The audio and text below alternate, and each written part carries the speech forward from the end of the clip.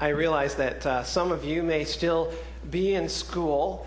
For those of you who are kind of post-school, I'd like you to think back to when you were in school and just imagine or remember, was there ever a time when you had a teacher in school, maybe in college, a teacher who seemed convinced that his or her subject was the most important subject and the most exciting subject in the whole world, and yet you thought it was really rather boring? Maybe you had a professor in college who just was completely enthralled with his own lecture and simply could not understand why everybody wasn't equally exhilarated by the subject. Well, I think I should give you fair warning that today may be just such a lecture. Because welcome to Theology 101. Today we're going to talk about theology. Now, when I say the word theology, what's the thing that comes into your mind? Does that word for you have a positive connotation or a negative one?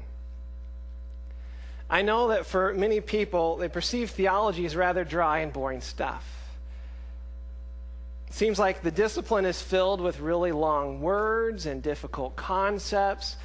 And many times the theologians themselves seem to be just preoccupied with banal trivialities that are just completely irrelevant to real life. Well, to be sure, theology is not an easy subject. It is, after all, the study of God. This discipline has occupied and perhaps exhausted some of the greatest minds in all of human history. So we shouldn't really expect that it will be easily grasped or that it will be easily mastered. But neither is it irrelevant. In fact, I will argue that it is the single most relevant subject one could ever study. And here's why. Because what we think about God and how we understand Him determines our relationship with Him.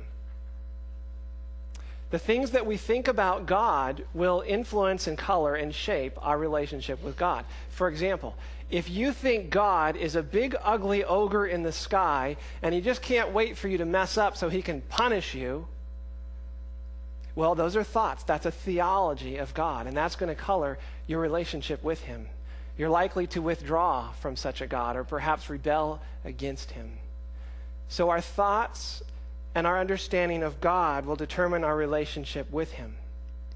Furthermore, the nature and the quality of our relationship with God will determine the nature and the quality of our relationships with other people. And at the end of the day, relationship is really all that matters. If you think about it, every single activity we do in our lives, whether directly or indirectly, is for the sake of relationship. Think about that. I will argue that every single activity that we do is ultimately for the sake of relationship, either with God or with others. And so you can think about it this way.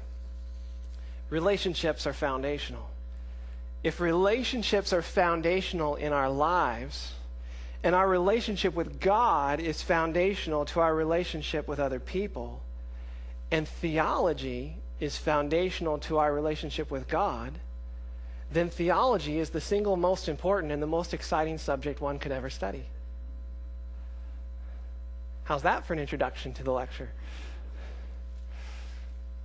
Today we're going to talk theology, and particularly we're going to talk about Christology. That's the study that's concerned with the second person of the Holy Trinity, Jesus the Christ. And particularly, we're going to look at three things. We're going to see that Jesus is the creator, that He's the sustainer, and that He's the redeemer. So let's begin with creator. If you'd like to, you can follow along. We're going to begin in verse 15. Colossians chapter 1, verse 15. He is the image of the invisible God, the firstborn over all creation. For by Him all things were created, things in heaven and on earth, visible and invisible, whether thrones or powers or rulers or authorities, all things were created by Him and for Him. Well, right away I can see that we've run into a potential difficulty here. In the very first phrase, or the second phrase, it says that he's the firstborn over all creation. That word firstborn is troubling. What does that mean? Certainly could be understood to mean that Jesus was the first one to ever be created. Now, if that's the case, then Jesus, we have to conclude, is not God. Because God, by definition, is the uncreated creator. Now, for example, the Jehovah's Witnesses will teach, and they believe, that Jesus was in fact the first one created, and he subsequently created everything else. So we need to get to the bottom of this. Now, linguists will tell us that most words have what's called a semantic field.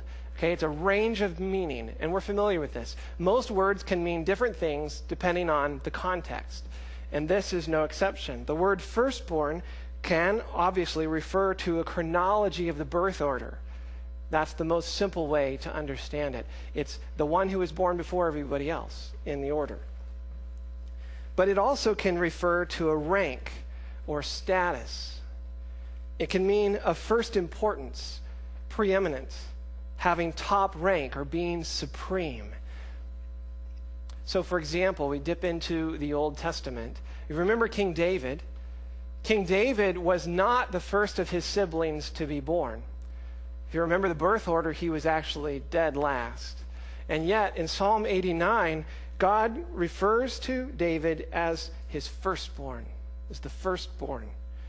And in that context, clearly, it's a reference to his exalted status above all the other kings and rulers on earth. So coming back to our firstborn, the question is, which way should we understand this? Is this, in fact, referring to Jesus being a created being? Well, remember, context is king. It's often the case that if we look at the surrounding verses, we brings clarity to the problem verse at hand. Let's look at the next two verses for our clue. Verse 16, it says, "For by him all things were created." Skipping a little bit, it says, "All things were created by him and for him." In the next verse, we're told that he is before all things. So in these two verses, we see two truths about Jesus. First of all, he pre-exists creation. Jesus existed before creation even got started. And secondly, we see that he's the agent of creation. He's the one who's responsible for it. In fact, if there is anything in creation, he made it. All of it. So, if Jesus existed before creation started and he made all of it, clearly he didn't make himself. Therefore, he is uncreated. And the conclusion is that we're not to understand this in the simplest sense of the term, but in this case, in this context, the word firstborn is referring to his rank,